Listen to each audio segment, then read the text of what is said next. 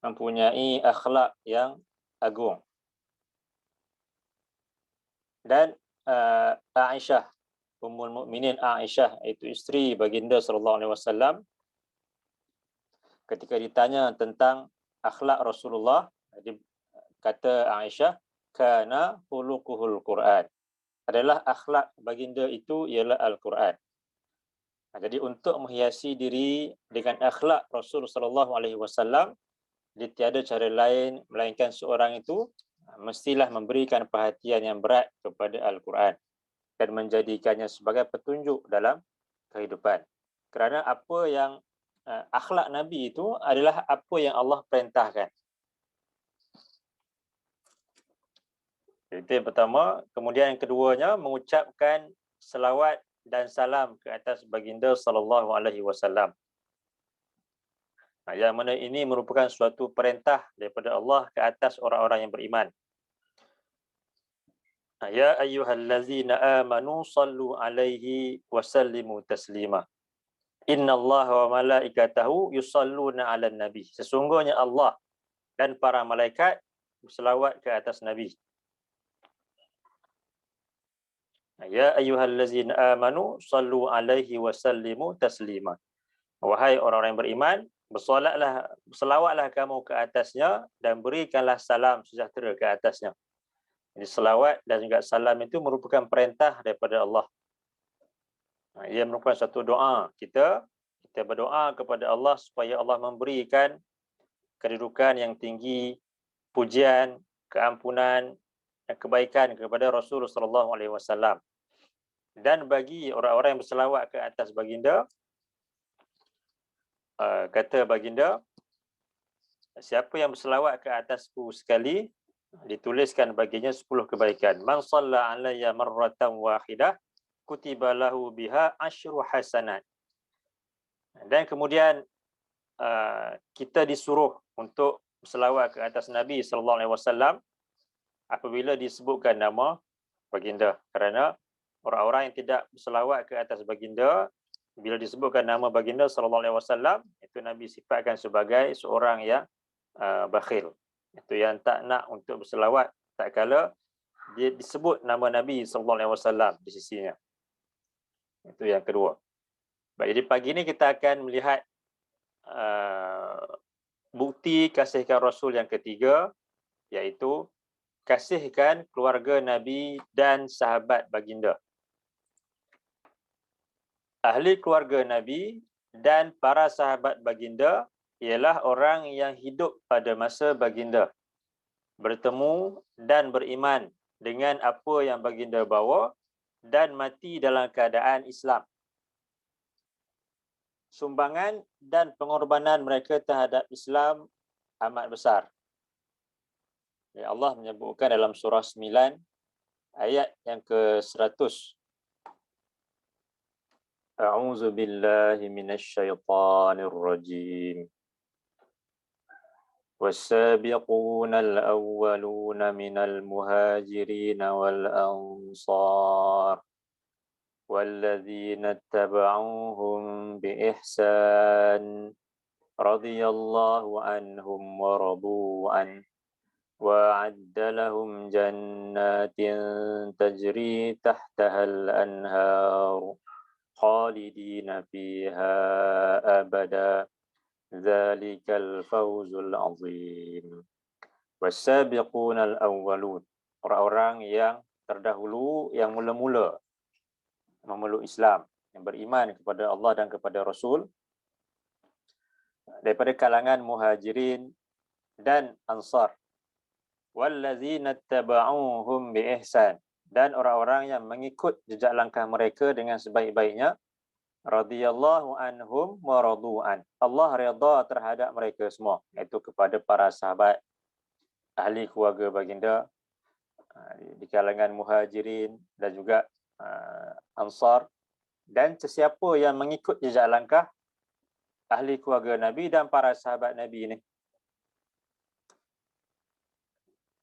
Wa'adda lahum jannatin tajri tahtahal anhar, dan Allah telah sediakan bagi mereka syurga-syurga yang mengalir di bawahnya sungai-sungai. khalidina fiha abadah, dan mereka adalah orang-orang yang kekal di dalamnya selama-lamanya. Zalikal fawzul azim. Demikian itulah suatu kemenangan yang besar. Dalam ayat ini Allah menyebutkan tentang ahli keluarga Nabi dan juga para sahabat Nabi di kalangan Muhajirin dan juga Ansar, yang mana Allah redha ke atas mereka. Jadi sebab itu selepas nama mereka ditulis radhiyallahu an, contohnya, atau radhiyallahu anha. Kerana Allah sendiri menyebutkan radhiyallahu anhum. Allah redha terhadap mereka semua. Ini golongan yang mencaci para sahabat Nabi bukanlah golongan yang beriman kepada Allah dan kepada Rasul. Yang cintakan Allah dan juga cintakan Rasul. Kerana siapa yang mencintai Rasul SAW, tandanya adalah dengan mencintai ahli keluarga baginda dan para sahabat baginda. Bukan sahaja mungkin setengah golongan dia cintakan ahlul bait Nabi, tetapi dalam masa yang sama dia melemparkan pelbagai tuduhan kepada para sahabat Nabi, bahkan menghukumkan para sahabat Nabi sebagai fasik, kafir dan sebagainya. Tetapi dalam masa yang sama kata mencintai ahli keluarga baginda. Jadi kedua-duanya perlu dicintai oleh orang-orang yang beriman, sama ada ahli keluarga baginda ataupun para sahabat baginda. Kemudian kalau kita lihat dalam satu lagi ayat dalam surah 33, ayat 33. A'udzu billahi minasyaitonir rajim. وقرن في بيوتكن ولا تبرجن تبرج الجاهلية الأولى وأقمنا الصلاة وآتينا الزكاة وأطعنا الله ورسوله إنما يريد الله ليذهب عنكم الرجس أهل البيت ويطهركم تطهيرا. Baik, ayat ini Allah turunkan kepada isteri-isteri baginda. Waqarna fi buyutikunna, dan tetaplah kamu semua tinggal di rumah-rumah kamu. Wala tabarrajna tabarrujal jahiliyatil ula, dan janganlah kamu berhias, menedahkan diri kamu sebagaimana orang-orang jahiliyah dahulu mereka berhias. Wa aqimnas salata wa atinaz zakah, dan dirikanlah solat dan tunaikanlah zakat. Wa ati'na Allah wa rasulah, dan ta'alah kamu kepada Allah dan kepada Rasulnya. Innama yuridullahu liyuzhiba ankumur rijsa ahlal bait. Sesungguhnya tidak lain, Allah menghendaki untuk menghilangkan daripada kamu perkara-perkara yang keji. Wa yutahhirakum tathira, dan dia hendak mensucikan kamu semua dengan sebenar-benar penyucian. Jadi di sini Allah menyebutkan tentang ahlal bait, iaitu ahli keluarga baginda. Bila disebutkan tentang ahlul bait itu, dia bukan sekadar hanya anak-anak Nabi. Kerana kita tahu golongan Syiah mereka mengiktiraf ahlul bait itu hanyalah anak-anak Nabi dan zuriat keturunan mereka. Dan mereka tidak mengiktiraf isteri-isteri baginda sallallahu alaihi wasallam kecuali hanyalah Khadijah. Kerana itu ibu kepada Fatimah. Tapi isteri-isteri baginda yang lain seperti Aisyah contohnya dituduh sebagai pelacur, penzina dan sebagainya. Jadi ini golongan yang mendakwa mencintai ahlul bait dan dalam masa yang sama mencela ahlul bait, kerana isteri-isteri baginda termasuk di dalam makna ahlul bait itu.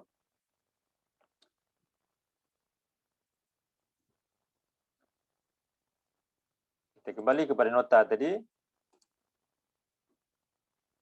Ahlul bait adalah ahli keluarga Nabi SAW daripada keturunan daripada kalangan Bani Hashim kesemuanya. Kemudian termasuklah isteri-isteri baginda. Manakala para sahabat baginda pula adalah orang-orang yang hidup pada zaman baginda, sempat bertemu dengan baginda, beriman dan kemudian mati dalam keadaan beriman. Itu sahabat. Seorang yang sempat bertemu dengan baginda sallallahu alaihi wasallam, kemudian beriman dan mati juga dalam keadaan beriman. Tetapi bagi golongan yang sempat bertemu dengan baginda, kemudian beriman, tapi kemudian yang menjadi golongan yang munafik, maka mereka sebenarnya bukanlah para sahabat Nabi sallallahu alaihi wasallam. Jadi sumbangan dan pengorbanan mereka, iaitu ahli keluarga Nabi dan para sahabat baginda terhadap Islam amat besar. Daripada Abu Sa'id Al-Khudri, katanya Nabi sallallahu alaihi wasallam bersabda, "Inni qad taraktu fikum ma in akhaztum bihi lan tadillu ba'di as-saqalain wa ahaduhuma akbaru minal akhar kitabullah hablum mamdudun minas sama'i ilal ardh wa itrati ahlu baiti."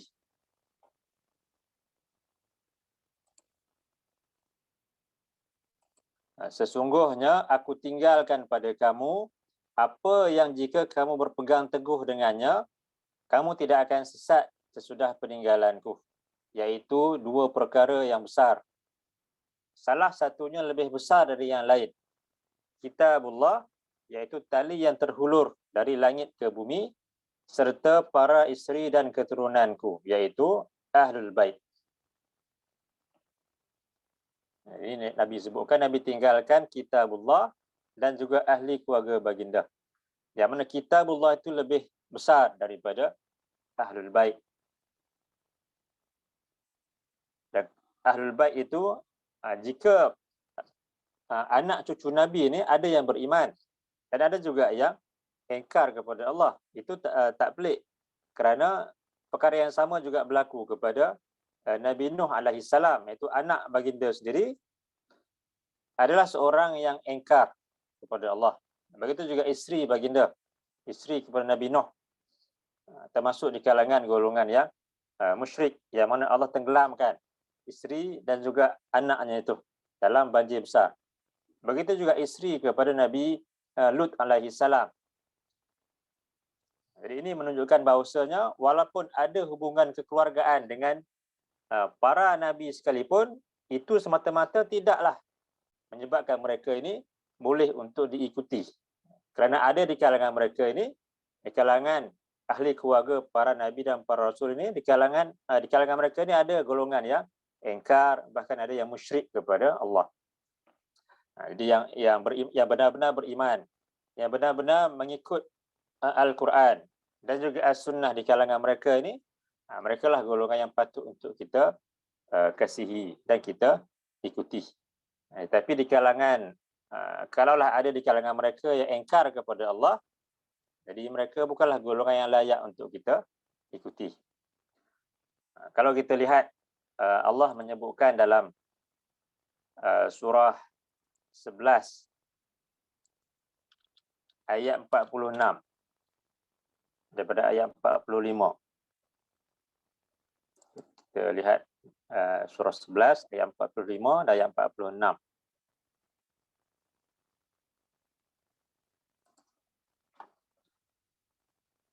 A'udzu billahi minasyaitonir rajim.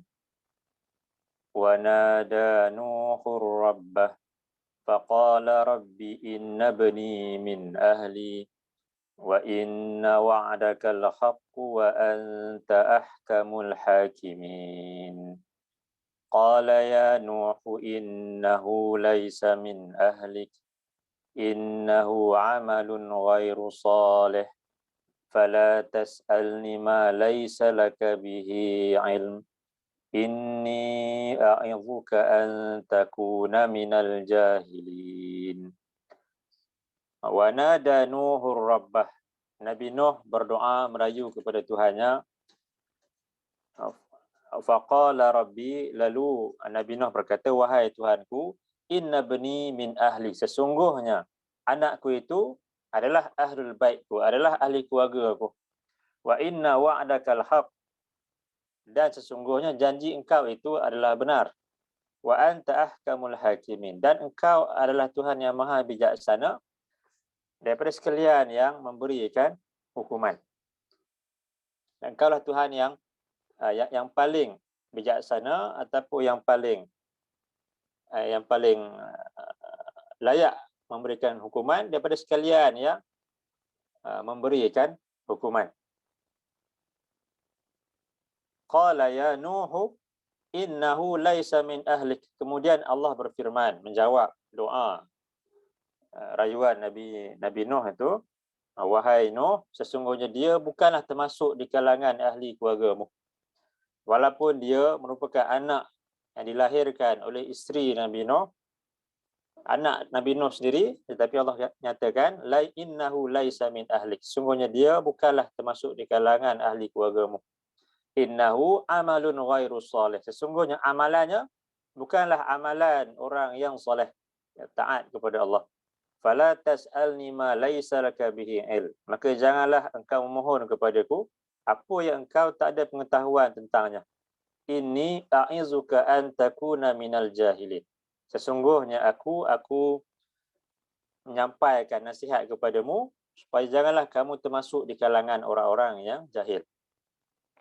Jadi ayat ini berkenaan dengan kisah Nabi Nuh alaihi salam, yang mana baginda memohon kepada Allah supaya selamatkan anak kandungnya sendiri daripada banjir besar itu, tetapi Allah menyatakan anaknya itu bukanlah di kalangan orang-orang yang beriman, yang soleh, jadi dia tak layak untuk diselamatkan daripada banjir itu.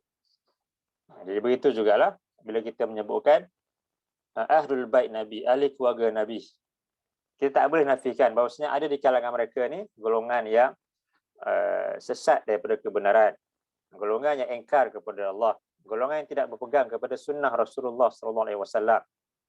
Jadi golongan yang sebegini tak boleh untuk kita kasih dan mengikut jejak langkah mereka hanya semata-mata disebabkan mereka ini adalah anak cucu kepada Nabi SAW. Tetapi yang benar-benar beriman, dia berpegang teguh kepada Al-Quran, dia mengikut sunnah baginda, ini golongan yang patut kita kasih dan kita ikut jejak langkah mereka.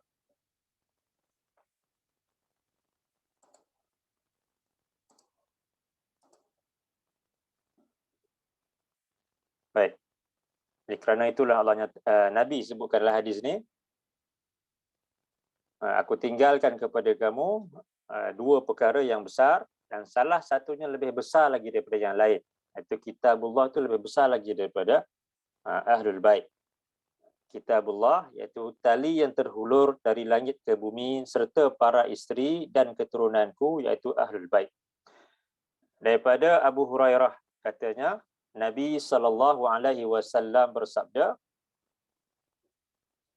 la tasubbu ashabi fawallazi nafsi biyadihi law anna ahadakum anfaqa mithla uhudin dhahaban ma adraka mudda ahadihim wala nasifah. La tasubbu ashabi, janganlah kamu mencela para sahabatku. Fawallazi nafsi biyadihi, demi Allah yang diriku di tangannya, law anna ahadakum anfaqa mithla uhudin dhahaban, kalaulah seorang kamu menginfakkan emas sebesar bukit Uhud. Jadi bukit Uhud sebuah bukit yang besar.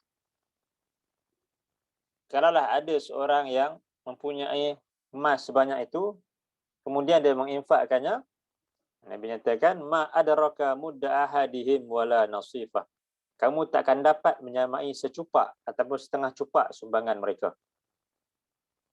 Jadi banyak mana harta yang kita ada dan kemudian kesemuanya kita infakkan pada jalan Allah, tetap juga tidak menyamai jasa yang dicurahkan oleh para sahabat baginda radhiyallahu anhum ajma'in.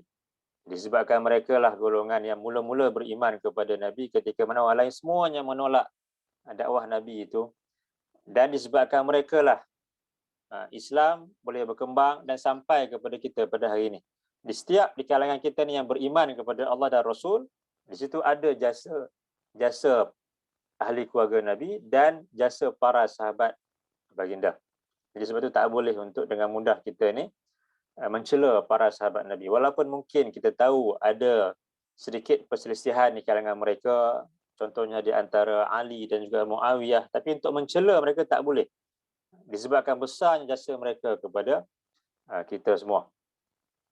Kata Ibnu Mas'ud, "Man kana minkum mustannan falyastanna biman qad mata fa innal hayya la tu'manu alaihi al-fitnah ulaika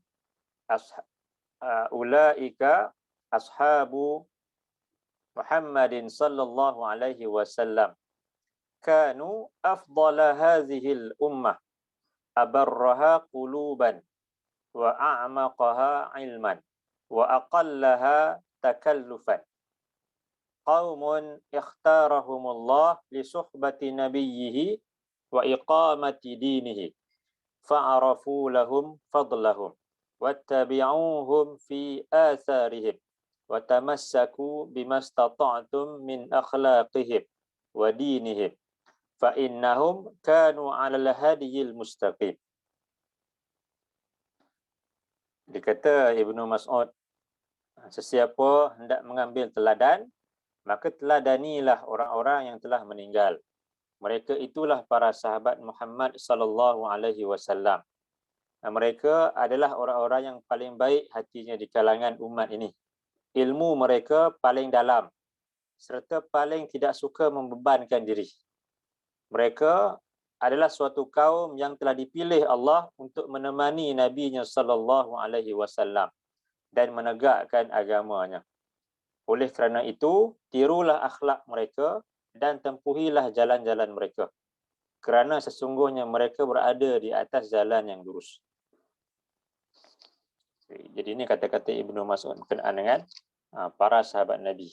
Yang mana mereka ini kesemuanya golongan yang mendapat hidayah daripada Allah. Jadi sebab itulah para sahabat Nabi-nya dikira sebagai seorang yang adil, iaitu seorang yang tak mungkin akan melakukan pendustaan kepada Nabi sallallahu alaihi wasallam. Jadi sebab itu hadis yang mereka sampaikan diterima oleh golongan tabi'in dan juga golongan tabi'ut tabi'in dan sampailah kepada kita pada hari ini disebabkan mereka lah golongan yang paling beriman kepada Allah, yang tak mungkin akan berdusta dalam menyampaikan agamanya ini. Dan kemudian kalau kita tengok dalam sebuah hadis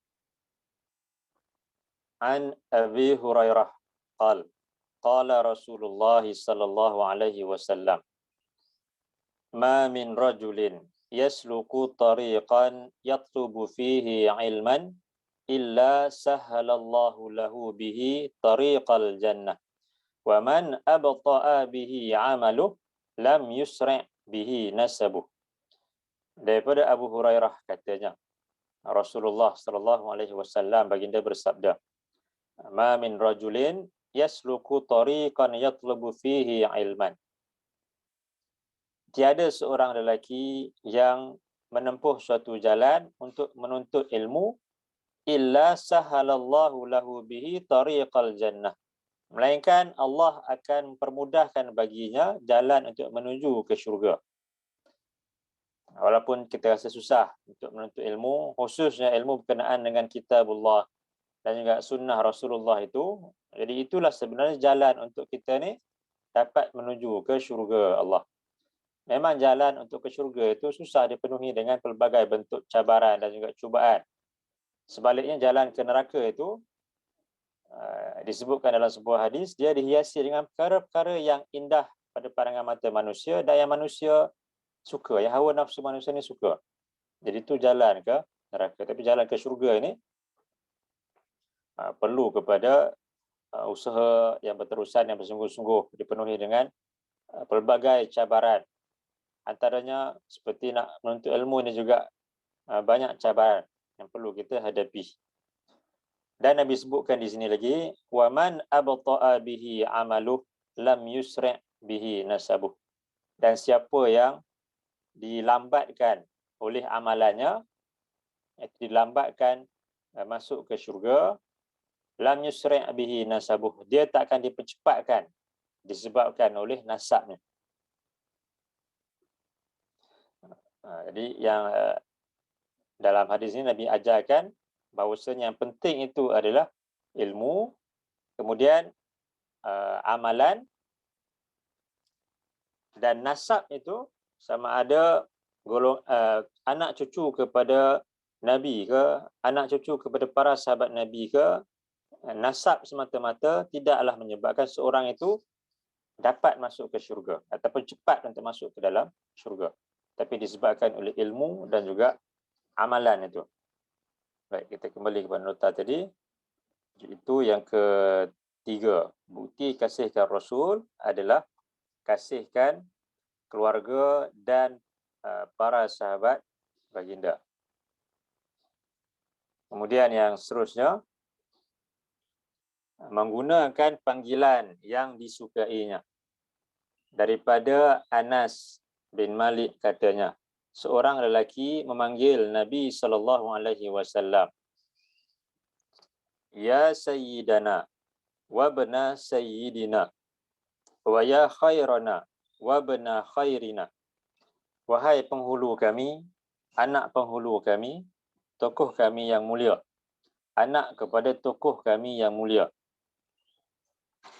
Jawab Nabi SAW, ya ayyuhan nas, qulu biqaulikum wa la yastahwiyannakumus syaitan.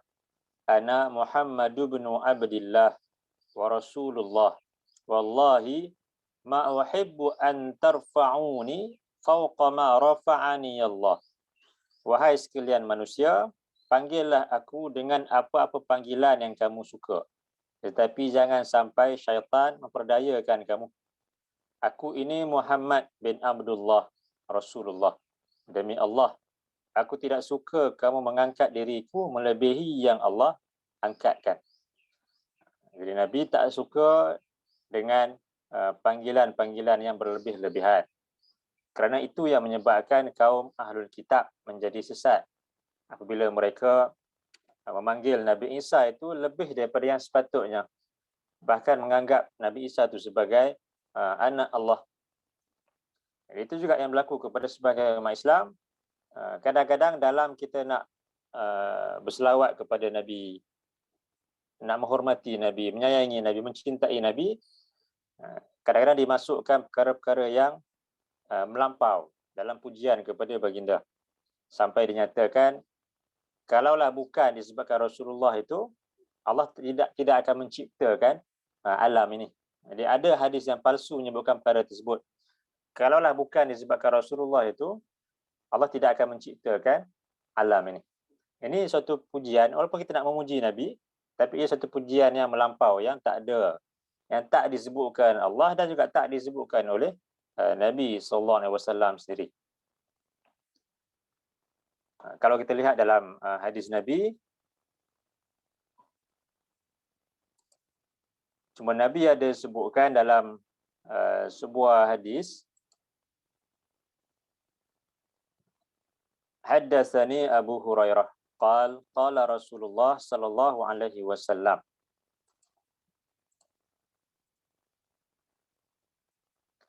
ana sayyidu waladi Adam yaumal qiyamah wa awwalu man yanshaqqu anhul qabr wa awwalu syafi'in wa awwalu musyaffa'. Daripada Abu Hurairah katanya, Rasulullah sallallahu alaihi wasallam bersabda, ana sayyidu waladi Adam, aku ini adalah ketua, penghulu kepada kesemua anak-anak Adam. Yaumal qiyamati, dan pada hari kiamat nanti, wa awwalu man yanshaqqu anhul qabr, dan akulah yang pertama yang akan dibangkitkan pada hari kiamat. Wa awwalu syafi'in, dan akulah yang mula-mula yang akan memberikan syafaat. Wa awwalu musyaffa'in, dan akulah yang mula-mula yang akan diterima syafaatku oleh Allah. Jadi kalau sekadar kita kata Nabi itu penghulu kepada anak Adam itu memang disebutkan dalam hadis-hadis yang sahih. Tetapi tidaklah sampai melampau-lampau pujian tersebut sampai menyatakan disebabkan Nabi lah Allah menciptakan alam ini, ataupun makhluk yang pertama yang Allah ciptakan adalah cahaya ataupun nur Nabi itu semua datang daripada hadis-hadis yang palsu. Itu satu pujian yang melampau. Dan Allah kalau kita lihat dalam Quran, tengok dalam surah 4 ayat 171.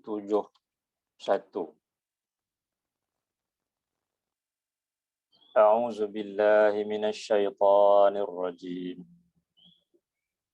Ya ahlal kitab la taghlu fi dinikum wa la taqulu 'ala Allahi illa al-haqq.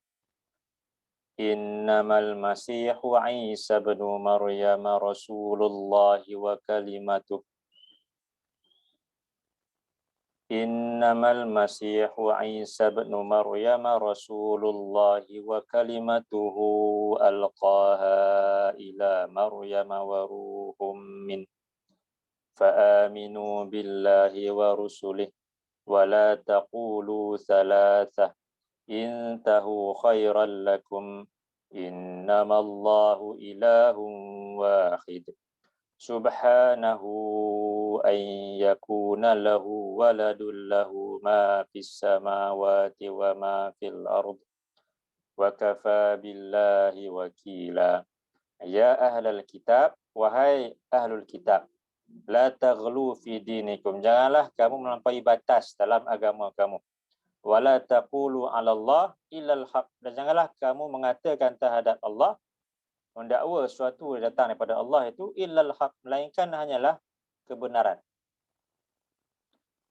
Ini peringatan daripada Allah kepada golongan ahlul kitab dan juga kepada umat Islam yang mana mereka dikurniakan dengan Al-Quran. Jadi apa-apa yang kita nak mendakwa sesuatu perkara, mestilah kita kena pastikan dahulu ada tak Allah mendakwa sedemikian. Ada tak Nabi dalam hadis-hadis yang sahih ataupun hasan Nabi dakwa sedemikian. Kalau tak ada, dia tak boleh untuk kita berlebih-lebihan dalam perkara yang sebegini. Begitu juga dalam satu lagi ayat dalam surah 5 ayat 77. A'udzu billahi minasyaitonir rajim. Qul ya ahlal kitab la taghlu fi dinikum ghairal haqq wa la tattabi'u ahwa'a qaumin qad dhallu min qabl ولا تتبعوا أهواء قوم قد ضلوا من قبل وأضلوا كثيرا وضلوا عن سواء السبيل. قل يا أهل الكتاب, katakanlah wahai Muhammad, wahai ahlul kitab, la taghlu fi dinikum ghairal haq, janganlah kamu melampau dalam agama kamu bukan dengan cara yang benar ataupun bukan dengan kebenaran. Wala tattabi'u ahwa'a qaumin qad dhallu min qabl, dan janganlah kamu mengikut hawa nafsu kehendak golongan yang telah sesat daripada sebelum ini. Wa adallu katsiran wa dhallu an sawa'is sabil, mereka telah menyesatkan ramai manusia dan mereka sendiri telah tersesat daripada jalan yang benar itu. Jadi ini peringatan daripada Allah kepada golongan ahlul kitab dan juga kepada kaum muslimin supaya tidak berlebih-lebihan dalam agama kita ni. Nak beragama, nak dekat dengan Allah, nak cintakan Nabi, tetapi tak boleh berlebih-lebihan dalam perkara-perkara yang tidak diperintahkan Allah dan juga oleh yang disampaikan oleh Rasul sallallahu alaihi wasallam kepada kita. Kembali kepada nota tadi. Jadi di sini Nabi sebutkan tentang pesanan Nabi kepada sekalian manusia. Wahai sekalian manusia, panggillah aku dengan apa-apa panggilan yang kamu suka, tetapi jangan sampai syaitan memperdayakan kamu. Aku ini Muhammad bin Abdullah, itu Rasulullah. Demi Allah, aku tidak suka kamu mengangkat diriku melebihi apa yang Allah angkatkan. Baik. Jadi untuk pagi ini sampai sini dulu. InsyaAllah kita akan sambung poin yang seterusnya dalam kelas yang akan datang, insyaAllah. Jadi pagi ini kita melihat antara bukti kasihkan Rasul sallallahu alaihi wasallam. Kalau kita ulang balik daripada poin yang pertama adalah menghiasi diri dengan akhlak Nabi sallallahu alaihi wasallam. Itu caranya dengan mempelajari Al-Quran, kerana Al-Quran itulah merupakan akhlak Nabi sallallahu alaihi wasallam. Kemudian yang keduanya mengucapkan selawat dan salam ke atas baginda sallallahu alaihi wasallam. Kemudian yang ketiganya, kasihkan keluarga Nabi dan sahabat baginda. Dan kemudian yang keempat, menggunakan panggilan yang disukai baginda. Baik. Jadi insyaAllah sekali itu dulu untuk pagi ini. Sebelum kita akhiri, ada apa-apa? Okay. Baik, kalau tak ada apa-apa, sekali itu dulu. Pada pagi ini mudah-mudahan Allah berikan kesempatan kepada kita semua untuk kita bertemu lagi dalam kelas yang akan datang. Qulu qawli hadza wa astaghfirullahal azim li wa lakum. Allahumma ja'al hadza jam'ana jam'an marhuma wa tafarruqana min ba'dihi tafarruqan ma'suma. Allahumma inna na'udzubika minal baras wal junun wal juzam wa min sayyi'il asqam. Allahumma inna nas'aluka ilman nafi'a wa rizqan tayyiba wa amalan mutaqabbala. Subhanakallahumma wa bihamdika asyhadu an la ilaha illa anta astaghfiruka wa atubu ilaik. Sallallahu ala nabiyyina Muhammad wa ala alihi wa sahbihi wasallam. Walhamdulillahi rabbil alamin. Allahumma amin. Assalamualaikum warahmatullahi wabarakatuh. Waalaikumsalam warahmatullahi wabarakatuh. Jazakallah khairan Ustaz. Jazakallah khairan Ustaz. Wa iyyakum. Jazakallah khairan. Wa iyyakum.